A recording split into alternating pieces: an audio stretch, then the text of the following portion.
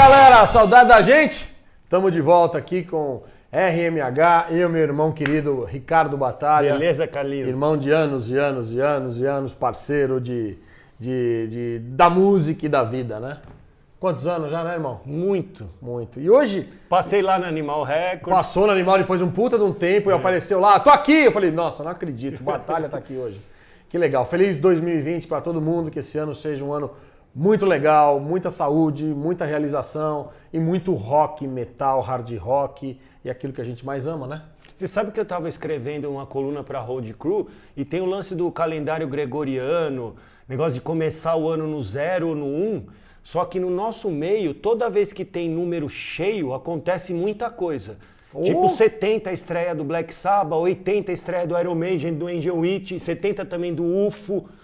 Aí vai acontecendo muita coisa em ano cheio. Aí, e o pessoal fica sempre falando só de morte, despedida, coisa negativa, mas vamos esperar que esse ano vai ter coisa boa que a gente vai lembrar depois de um tempo. Tomara, né? Tomara. Que as nossas bandas, nossos heróis, dinossauros, se mantenham e que surjam outras, que tenha muita coisa, né? Tem muita coisa que voltou assim, nos anos 2000, quando deu 2000, um monte de banda antiga voltou ativa.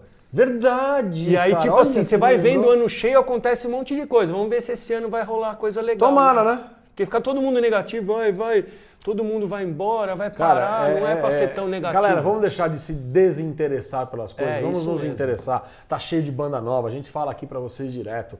Vão atrás, conheçam. Eu fico muito feliz quando a gente tem um comentário de alguém que fala assim, pô, Batalha, que legal. Eu não conhecia o Hardline. Tá bom, não conhecia, mas nunca é tarde pra conhecer. É, lógico. Pô, teve um cara que falou pra mim, nossa, eu não paro de ouvir o Work of Art. É um prazer enorme vocês ouvirem, conhecerem, também comprarem os discos, né? Porque Animal vive da venda dos discos, né? Download sucks. É aquilo que eu sempre falei. Hoje nós vamos fazer um negócio diferente, que muita gente adora, porque é a primeira semana já de janeiro que nós estamos gravando e não tem lançamentos. O que foi a nossa ideia? Fazer aqueles discos clássicos, antigos. Nostalgia do RMH. Lógico. Hoje só disco velho. 83 e 84 e um disco de 1990. Mas vamos começar o programa com uma homenagem. Uma homenagem póstuma a um dos grandes guerreiros do heavy metal aqui no Brasil, que infelizmente perdeu a batalha por aquela doença e nos deixou agora recentemente, né? Faz acho que uns 3, 4 dias. Esse programa nós vamos dedicar a Eduardo Bonadia. Isso, cofundador da revista Rock Brigade. Cofundador da Rock Brigade quando ainda tinha o fanzine, né? No começo, era da Strike Magazine também. Então, era um apaixonado sempre foi pelo metal, pelo né? metal. Vamos dizer assim, eu não fui amigo do Bonadia, mas eu tive contato com ele na loja, ele foi meu cliente. Assim, e era um cara bacana, um cara que era apaixonado pela Ele gostava de muita coisa. Inclusive desse primeiro disco que nós vamos falar, em homenagem a ele. Muito, assim, quando a gente foi falar, preciso lembrar do Bonadia em alguma coisa, aí eu mesmo lembrei de assim, eu gosto de reverenciar as pessoas tipo Valcir Chalas, Toninho Pirani, Eduardo Bonadia, Celso Barbieri, essas pessoas, se não fosse por eles, o Vitão, um monte de gente, se não fosse por essas pessoas, o Beto Peninha, todo mundo, eu não estaria aqui. Então, assim, eu aprendi a gostar dessa banda aqui, Satan, que o Bonadia era, ele adorava muito, Brian Ross, por causa de resenhas tá, a foto dele agora da aí, Rock Brigade. Então, no mesmo dia que teve o show do Satan, foi do Blitzkrieg, porque o Brian Ross ele é o vocalista do Satan e do Blitzkrieg também. Quando teve o show Udo e Blitzkrieg em São Paulo, no Via Marquês, a gente entrevistou o Brian Ross, que é o vocalista, no mesmo dia. E aí eu fiz a sessão playlist, ele adorou, o Brian Ross falando que várias coisas que até eu não sabia, né, que não sai tanto entrevista de Satan e Blitzkrieg. E depois da minha entrevista foi a do Bonadia. E eu via na cara dele o prazer, aí eu tirei foto com o Brian Ross, ele também. Então, assim, a gente escolheu o Satan, né? O Curt in the Act, pelo trabalho maravilhoso que é. E é o disco mais importante da discografia do Satan. Então vamos falar do disco, né, velho? Esse aqui é discografia básica, obrigatória, o Curt in the Act. Pra qualquer fã de heavy metal. Qualquer fã de heavy metal e pra quem quer conhecer mais a New Wave of British Heavy Metal. Exatamente. Isso aqui era um disco até, à frente do tempo, tinha bastante melodia. tinha a parte palhetada, não é aquele metal estilo Diamond Head, que é só a palhetada no começo, né, do Lightning to the Nations. Ele tem bastante melodia e criou um estilo próprio. O Satan tem um estilo próprio. Apesar de eu falar que os novos não tem tanto punch, isso aqui para 1983 é um absurdo. Eu considero, você disse bem claro, para quem não conhece o Satan, é uma banda inglesa que surgiu acho que no início dos anos 80, e esse primeiro álbum, o Curt in the Act, que é o clássico deles, que foi lançado em 83, ele saiu, se não me engano, na época pela Niche Records. É isso mesmo. Pela Niche Records, uma gravadora que só lançava essas bandas inglesas de metal. Ela não existe mais, essa gravadora, é óbvio. Esse relançamento é da Metal Mind, que é uma gravadora polonesa. E aqui é numerado, então é 2.000 cópias numerado, a minha é 170. Esse aqui é um disco que saiu depois, chama Live in the Act, que foi gravado no Dynamo Club em Eindhoven, na Holanda. Isso aqui foi gravado em 83, né? E é legal porque eles têm a música Dynamo, né? Tem aqui no ao vivo, depois virou do Blind Fury, que é uma coisa que eu vou falar daqui a pouco. E eu cheguei a conhecer esse Dynamo, o Dynamo Club, na cidade que é do Eric de Haas, que veio morar no Brasil, era fotógrafo, empresário em Eindhoven. Aí eu, de tanto ver coisa, não tem o nome da música, tal, clube, que tocou todas as bandas da época, até banda de trash. E tem depois. O time, PSV? Tem, eu fui no estádio também. PSV, jogou Ronaldinho, não foi? Romário? Vampeta. Olha o que nós estamos falando aqui. Então, mas é que vai saindo. E essa música, Dynamo, ela não é do Satan, ela foi gravada pelo Blind Fury, que foi uma das coisas que fez o Brian Ross também se dedicar mais. O Brian Ross cantava no Blind Fury vocalista. Também. Ele cantou no Blind Fury. Não, ele era do Blitzkrieg, aí teve o Satan, ele saiu para se dedicar ao Blitzkrieg, estreou depois, com um full álbum, antes era single. E aí entrou outro vocalista e mudou o nome para Blind Fury. Isso, exatamente. E o Blind Fury tem a música Dynamo, e o Blind Fury tem até uma curiosidade que tem uma partezinha de música deles que lembra o Viper, no Theater of Fate. Sim.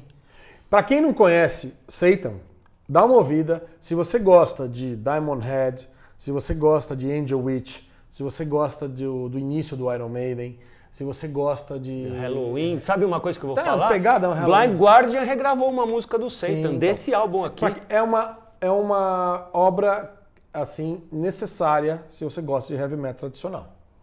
Então conheçam esse álbum. É legal, a capa é legal. Eu hoje, assim, de cabeça, não sei se esse álbum está em catálogo, mas grande chance porque ele teve vários relançamentos. Em vinil eu não tenho certeza. Em vinil você acha mais importado da época. Eu não tenho certeza. Mas em CD, o Curt in the Act está disponível. As capas mudaram a cor um pouquinho. Uma curiosidade que eles se deram um pouco mal, até foi a mudança de nome para Blind Fury, que o Brian Ross me explicou no dia da entrevista que o Bonadia fez depois, que o Satan, o conceito de Satan deles não é de Satanás, de demônio.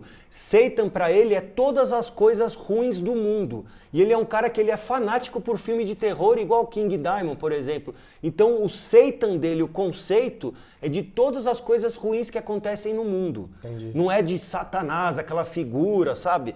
E aí ele falou que eles foram muito prejudicados na época pelo nome da banda. E aí quando falou, a gente vai mudar o nome, ele falou, então eu vou quem vê pensa que é um black metal. Não tem nada a ver. Deixa eu te contar um fato curioso que aconteceu num dos Sweden Rocks que o Satan tocou com o Brian Ross. Você lembra que tem um show marcado aqui que ele cancelou, que ele não veio? Depois teve uma vez no Open the Road Festival e essa outra do Via Marquês. Isso daí, ele não veio. E logo depois ele tocou no Sweden Rock. Ele alegou que ele estava doente porra nenhuma, que ele fez o show logo depois, algumas semanas. Era trabalho, então. Teve uma cena muito engraçada, foi um dos primeiros shows. Nós estávamos chegando lá no palco, um baterista era tão ruim que ele errava o prato. Nossa. Então ele ia bater no prato, ele errava o lugar e batia do outro lado. Cara, todo mundo percebeu aquilo e começou a dar risada. Quem tá tocando na banda agora é o filho dele. Ah, sim, mas não sei se era esse daí. Não era. Não é. Uma mulher que não acertava um prato. Zoado. Então, eu confundi. Eu tô falando do que é o filho dele, é do Blitzkrieg. Isso. É que fica caminhando tanto junto que, Então tá aí, galera, um toque do RMH pra vocês, uma nostalgia necessária. O álbum do Satan, Curt in the Act. Homenagem pro Bonadia. grande Brian Ross. Bonadia, rest in peace. Bom, galera, agora continuando hoje um RMH de nostalgia, vamos falar de um álbum perdido no início dos anos 80, mas que tem uma importância fundamental na história do hard rock e também do metal, porque o disco é meio metal. E eu não posso falar porque eu sou torcida organizada, né? Então tudo bem. Muita gente não sabe que antes do Kill, da banda Kill, o Ron Kill teve uma banda chamada Steeler e lançou seu primeiro álbum em 1983. Sabe com quem na guitarra? Yngwie Malmsteen. Yngwie Malmsteen. E sabem quem foi que assinou o visto de entrada do Yngwie Malmsteen nos Estados Unidos? Ron Kill. Então quer dizer, o Malmsteen, antes de ir para o Alcatraz, ele teve uma banda e lançou apenas um álbum, chamado auto-intitulado Steeler, que tinha o Ricky Fox no baixo, o baterista não me lembro quem gravou. Também não. O Malmsteen na guitarra. Mas eles estão na capa. Eles estão na capa. A capa é a cara dos os quatro tocando Steeler. E quando eu conheci o Kill, eu fui atrás do Steeler, porque eu sabia que... E era dificílimo no Era Brasil. um álbum muito difícil de conseguir importado. Eu consegui depois de um longo tempo. Era difícil. Se eu não me engano, quem me trouxe esse álbum foi o Roberto, naquelas viagens que ele fazia para aquela loja Slipped em Long Island, Nova York. E me trouxe esse disco depois de anos. Eu paguei uns $150 nesse disco. E esse álbum, para quem curte hard heavy... hard heavy. É raiz. É roots total. Backseat Driver, Cold Day in Hell, que são os hinos desse álbum. A balada fantástica Serenade. Sabe uma coisa? Que tem outro Steeler, que é o do Axel Rudi Pell. Esse surgiu também no início dos anos 80 na Alemanha, que tem 4 álbuns, se eu não me engano, que o Axel Rudi Pell era o guitarrista. E o vocalista é aquele cara que gravou um dos primeiros álbuns do Ricky Hull, uma coisa assim, não me lembro o nome dele direito, que gravou ou Nasty Reputation ou Wild Obsession, acho que Wild Obsession. Que é legal pra E caramba. o Steeler, alemão, é um heavy metal, pegada um pouquinho de hard também, estilo europeu. O Steeler americano, o que a gente pode fazer? Ele estaria ali junto com Breaking the Chains do Dove. Tipo isso. Com o EP do Hatch. Ele só não deu sorte, né, com isso. Porque hard and heavy. Logo depois o Malmsteen, ele entrou no Alcatraz. Então... Alcatraz é a banda do Graham Bonnet e quem substituiu o Malmsteen no Alcatraz foi Steve Vai. Exatamente, isso aí. Aí o Malmsteen fez a carreira solo, que daí, quer dizer, é uma árvore assim, né? Aí no segundo álbum ele encontrou um vocalista de 18 anos chamado Jeff Scott Soto.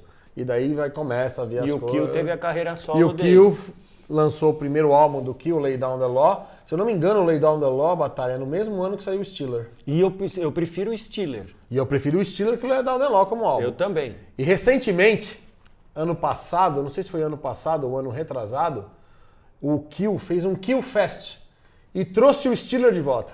Putz, eu não sabia, nem sabia teve disso. um Kill Fest que aconteceu em, se eu não me engano, em Cincinnati, Ohio.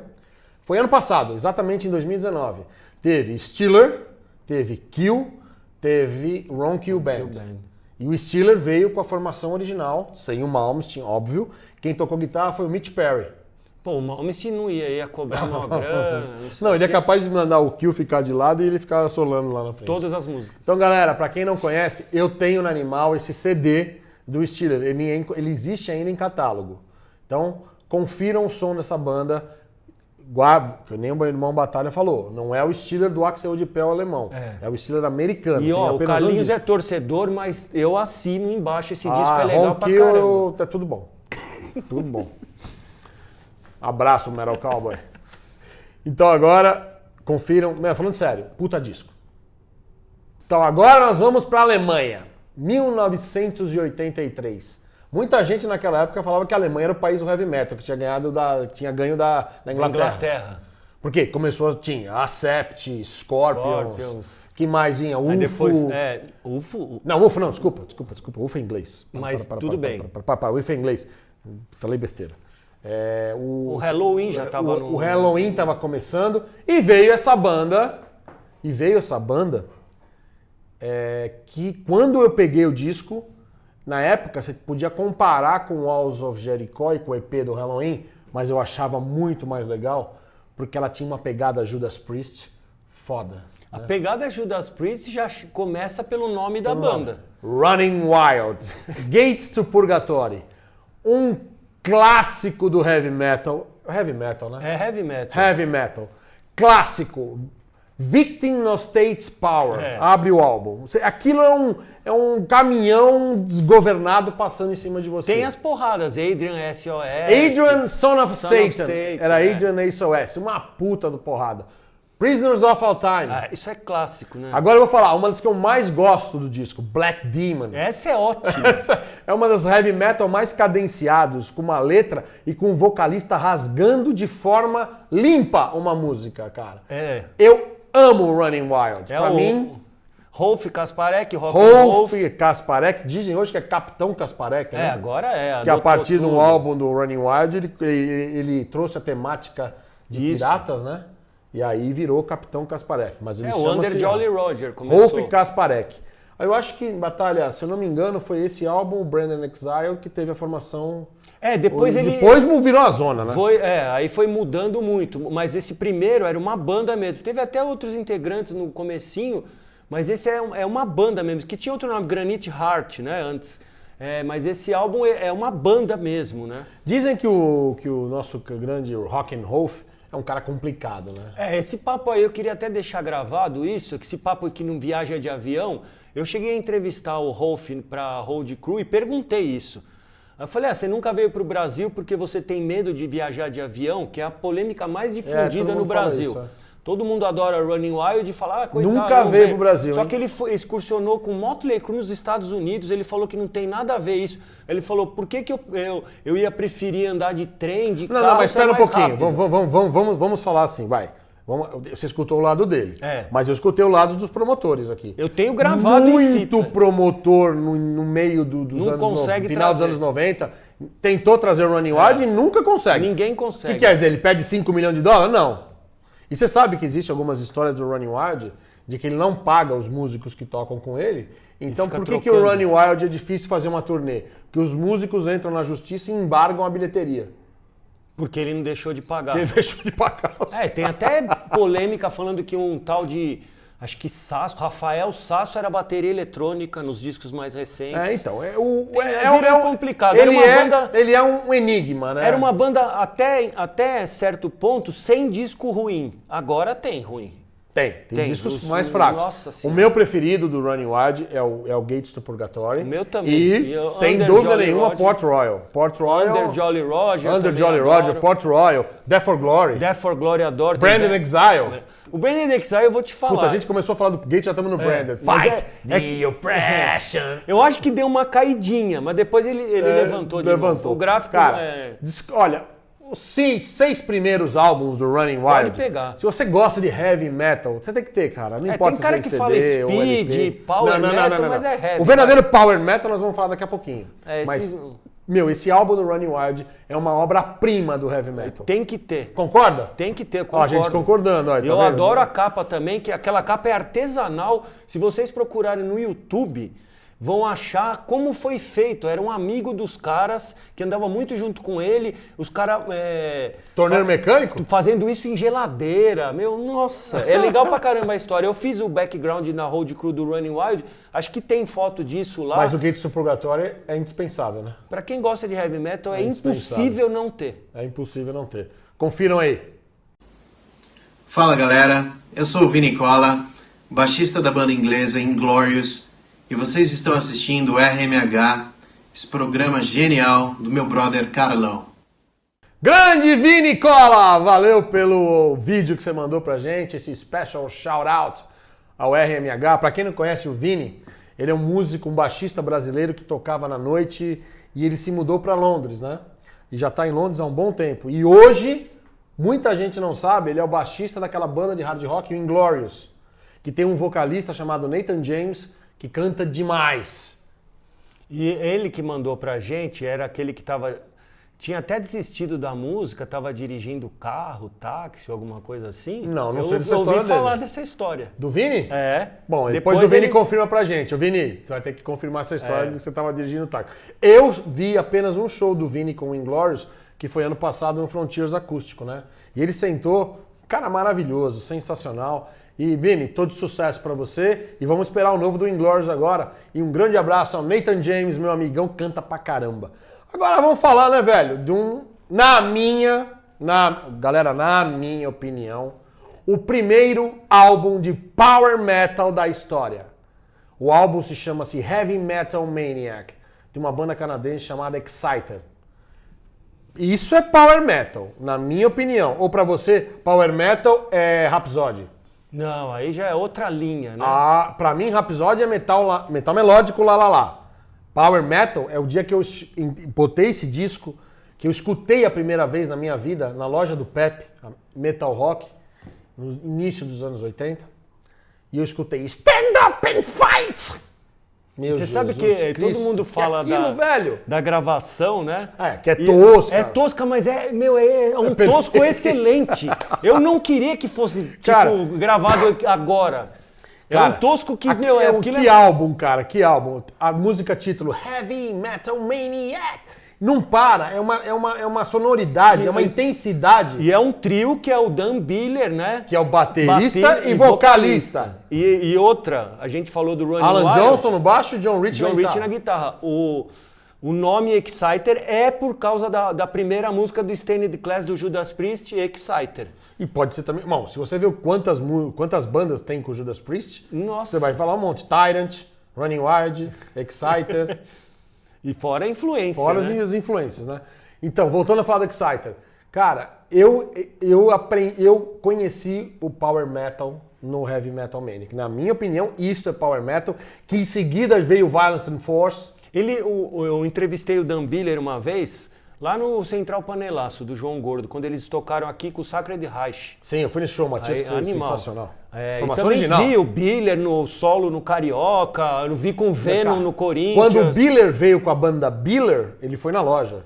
E eu tenho uma história muito legal que eu contei pra ele, que eu não posso falar pra vocês aqui. O primeiro salário que eu ganhei na minha vida, eu tinha 15 anos. Eu torrei o salário inteiro num disco do Exciter, o Long Live the Loud. Eu jogava futebol no infantil do Palmeiras e eles pagavam naquela época coisa assim como um terço do salário mínimo na época.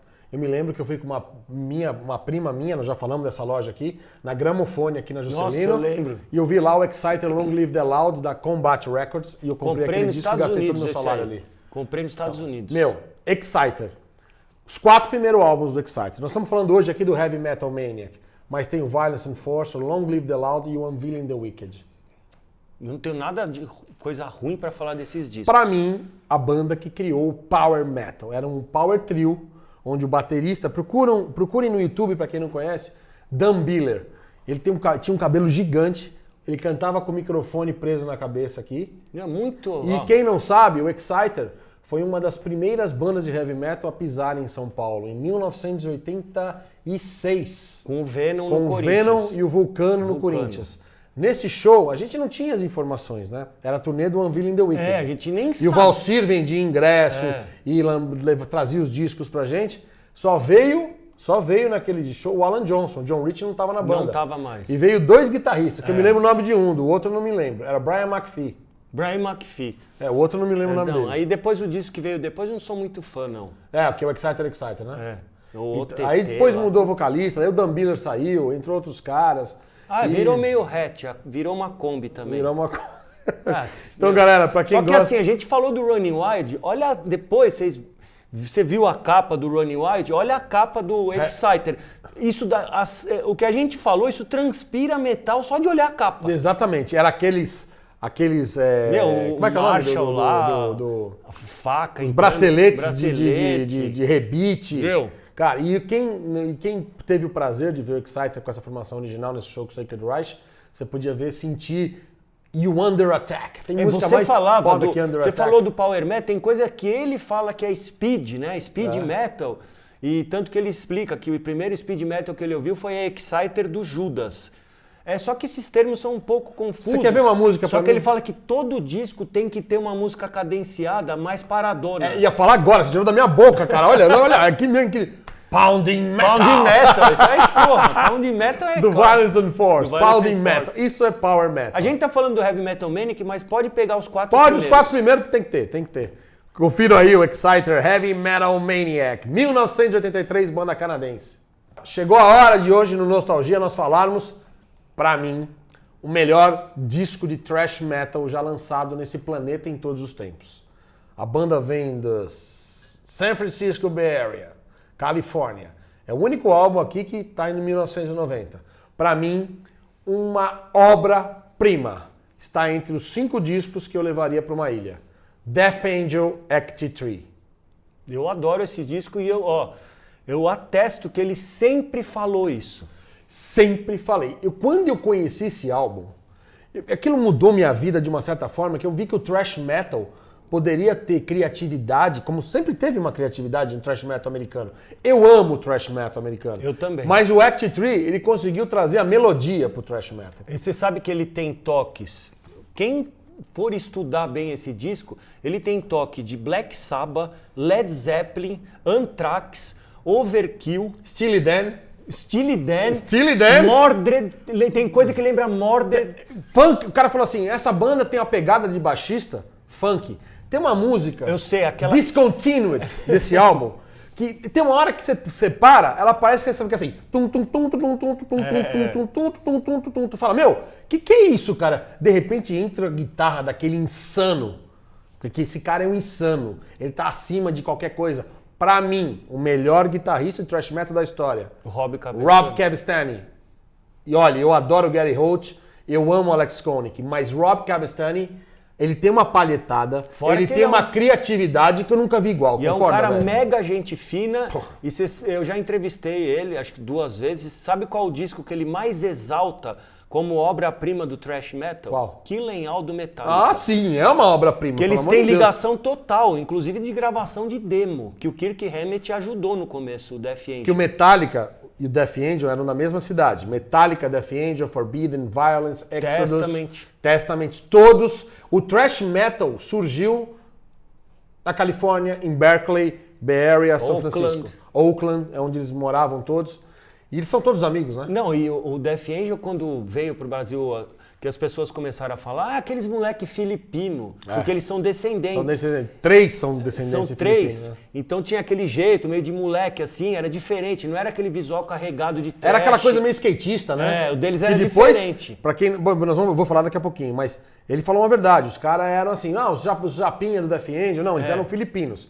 A banda que lançou esse disco foi a banda clássica do Death Angel. Mark Que veio Ozegeda. Ultraviolence, veio Frolic to the Park e o Act 3, que era no vocal Mark Ozegeda, na batera o Andy Galeon, aí vinha o Rob Cavestany na guitarra, o Dennis Pepa era baixista e o Gus Pepa era guitarrista.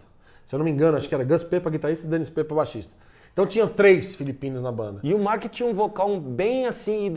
Aliás, uma coisa ótima da Bay Area, do thrash, é que todas as bandas tinham personalidade própria. Exatamente. Você escutava Exodus, não tem nada a ver com Death Angel. Não, e você falava, isso é Exodus. É. Você escutava Testament, isso é Testament, Metallica, e eram, Exatamente. cada banda assim, putz, todas tinham uma personalidade E própria. foi a primeira que colocou dedilhados Redilhado. no thrash metal.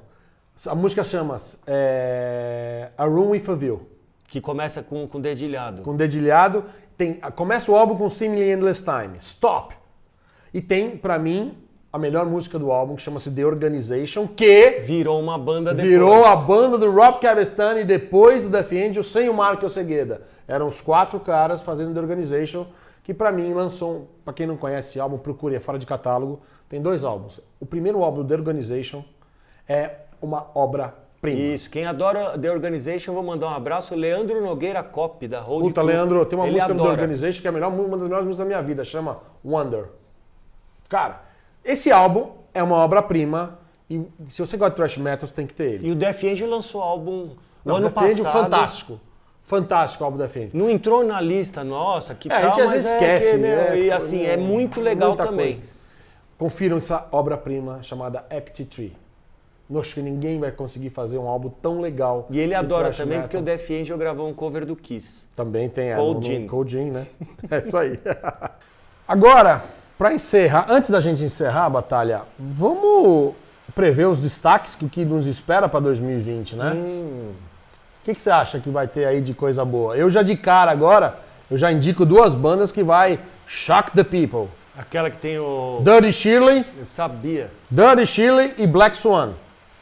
Que tem o Robbie McAuley, Robbie McAuley, Reb Beat. do Reb Beat, que é o Black Swan. O Robbie McAuley tá cantando muito ainda. Puta, canta Ó, demais. e é um abraço pra quem não gosta dos discos do Michael É, Schenker com você ele. é. É um abraço mesmo. É um abraço, pra não Na falar outra verdade coisa. é outra coisa, mas eu tô mandando só um abraço. Porque são Robbie ótimos McAuley. discos. Fantástico. E eu gosto dele no Grand Prix e gosto do disco solo dele também. As pessoas não aprenderam ainda. Então, vai sair um disco em fevereiro chamado Black Swan. Pode aguardar que é legal. Que é a E banda nova do Robbie Sabe o que ele McAuley? tava fazendo lá? Ele tava em Las Vegas lá. com Ele vocal- faz Riding the Rock Vault, É. cantando Loving No Stranger. O Juninho que gosta, porque é um show só de beabá. Ele se emociona, ele manda vir um champanhe. Então ele ama, já foi umas 15 vezes ver Ele é amigo do Robbie McAuley. Então ele canta Loving No Stranger. Você sabe que teve um tempo Canta Love Bites, Def Leppard, essas coisas. Um lance com o Robbie McAuley que aconteceu com essas porcarias de fake news que rola direto, inventaram que ele tinha morrido. É. Você Mas ele lembra tá disso? bem padinho, Ah, cara. porra! Nossa senhora. Nossa! E outro disco é o Dirty Shirley. Dirty Shirley é a banda do meu brother Dino Jeluzik, aquele vocalista do Animal Drive, aquele que canta Badlands pra caramba, junto com o George Lynch. E as músicas já liberadas, foram... eu acho que depois do Back for the Attack foi a coisa mais legal que o George Lynch fez. o George Lynch ele também virou workaholic desumano, né? Porque ele grava toda hora a coisa. E eu vou falar em primeira mão uma coisa que eu fiquei sabendo, eu posso falar, né? Sabe quem começou a gravar o disco agora em janeiro? Jeff Scott Soto! Só que é JSS, não é Soto. Vai sair... o disco dele mais a War Hard, Produção de Alessandro Del Vecchio. né? Vai ser aquele estilo dele... O que mais teremos em 2020, Batalha, que a gente pode falar aqui, que tá no forno? Eu posso falar um... Revolution Saints! Esse Sai em também. janeiro também, nós vamos falar aqui O que também. eu quero que lance é o Êxodos.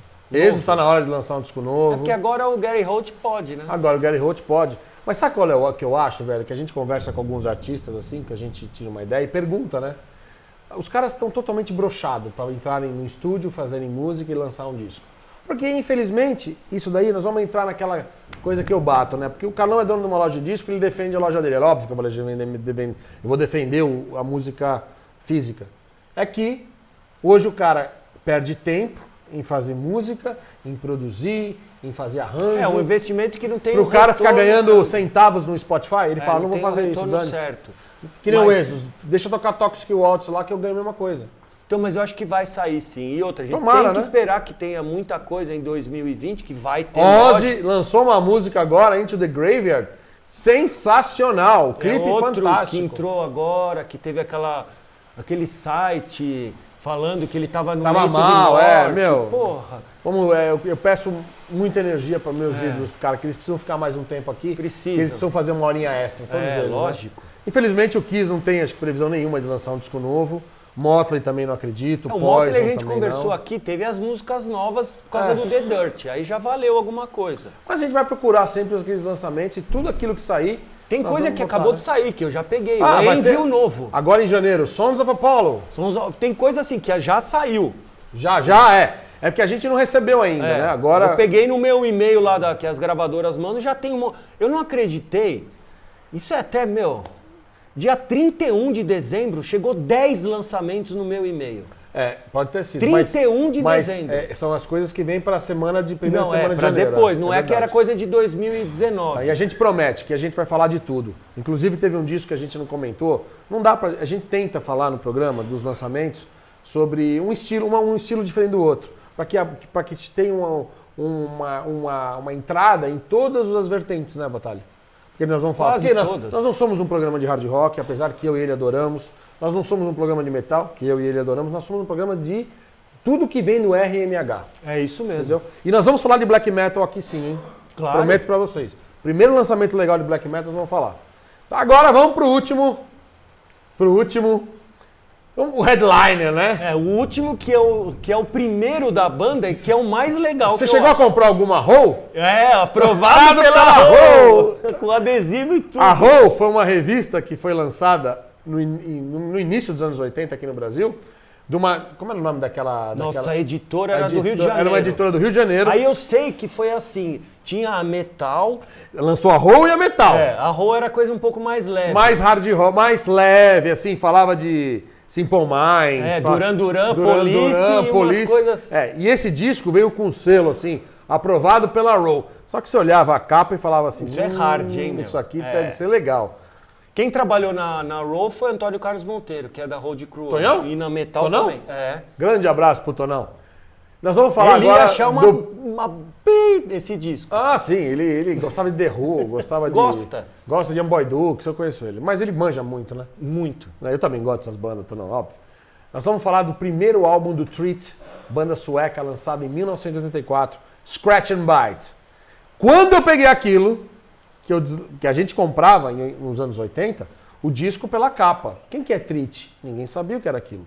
Aí você vai lá, olha o visual dos caras, cabelão, aquilo sempre... Falei, deve ser boa essa banda, né? O visual era até meio Pretty Maids. Meio começo. Pretty Maids, meio Icon. Icon, total. Meio Icon. Nossa, até aqui, o ó, som é do. Nós vamos meio falar desse Icon. disco, hein? O primeiro, Primeiro, né? Jesus Nossa. Cristo. Meu, esse programa aqui tinha que ter 20 horas, se a gente fosse falar de todos os discos que a gente gosta. Era até um estilo de gravação meio dessas bandas.